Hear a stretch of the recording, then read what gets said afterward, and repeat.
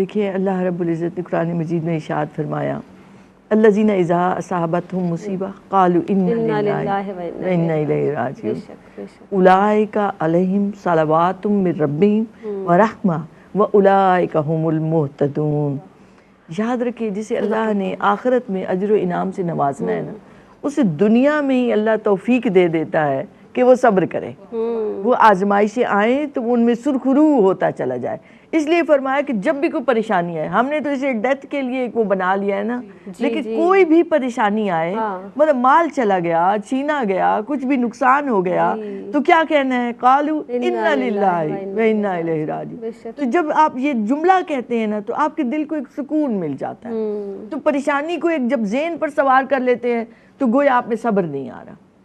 देखिए, एक होता है कि गैर इख्तियारी तौर पर, इस्तरारी तौर पर आप फौरन आप क्या करते हैं, तो आजमाइश आ गई तो अगर आपके माथे पर बल पड़ गए, आपका दिमाग सुन्न हो गया, तो इसका मतलब है कि आप में सब्र नहीं है। तो आपने खंदा पेशानी से किसी आजमाइश का सामना किया, अल्लाह उससे बेहतर आपको अता फरमाएगा। और साथ आपकी जुबान से निकला इन्ना लिल्लाहि व इन्ना इलैहि राजिऊन। अब अल्लाह ने फरमाया उलाइका, यही वो लोग हैं अलैहिम सलावात। अल्लाह तो हम बंदों पर, हम जैसे गुनाहगारों पर सलावात भेजना क्या है कि अल्लाह उनके दर्जात रूहानी तौर पर, बातिनी तौर पर, उखरवी तौर पर बुलंद फरमा रहा है, उन्हें अपनी रहमत के साए तले में ले रहा है। यही तक नहीं, उलाइका हुमुल मुहतदून, ये हिदायत याफ्ता है, ये हिदायत की उस मसनद पर बैठ गए, जो इनसे जुड़ेगा उसे भी हिदायत मिल जाएगी। अल्लाह अकबर। और क्या चाहिए, बिल्कुल। और ये कहाँ से शुरू हुआ, सब्र से शुरू हुआ, कि सब्र आपने किया। और अभी बात हुई करबला की, इमाम हुसैन अलैहिस्सलाम ने तो सब्र को उस कमाल दर्जे पर पहुंचा दिया कि गोया उनके लिए कहा जाता है, उलमा कहते हैं कि जब उन्होंने सजदे में सर रखा, गोया अपनी जान दी, तो आवाज आई इरजी इला रब्बिक रादियतम मर्दिया, अब लौट अपने रब की तरफ, वो तुझसे राजी, तू उससे राजी। तो ये जो शुहदा का खासा है ना, कि वो राजी बरजा होते हैं, वो इन आजमाइशों पर ये शिकवा तो दूर की बात है। तो ये रजा शनासी उनके अंदर इस कदर, उनकी हड्डियों में, उनके खून में रची बसी हुई है कि गोया आवाज आती है कि ऐ बंदे, तूने कमाल कर दिया। अब अल्लाह उनसे राजी हो गया।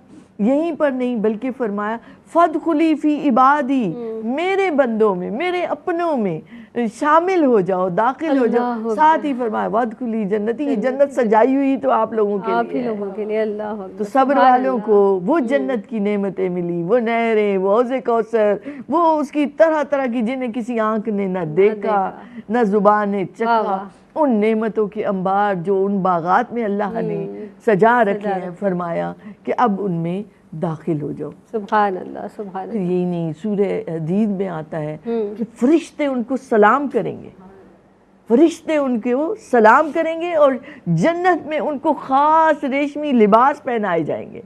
ये किसके लिए है, जिन्होंने सब्र किया। आप उसकी अमली सूरत एक देखिए तो रोज़ा भी सब्र है, और रोज़ा सब्र है तो रोज़े वालों को अल्लाह के दीदार से नवाजा जाएगा। उस दिन सैराब होंगे, वो खास बाबुर रयान से गुजरेंगे। वो बाबुर रयान सिर्फ उनके लिए है जो रोज़ादार रहे, दुनिया में सब्र किया उन्होंने। अब अल्लाह रब्बुल इज़्ज़त उन्हें अपने दीदार से नवाजते हुए उनके दिलों को शाद काम कर देगा। सुभान अल्लाह।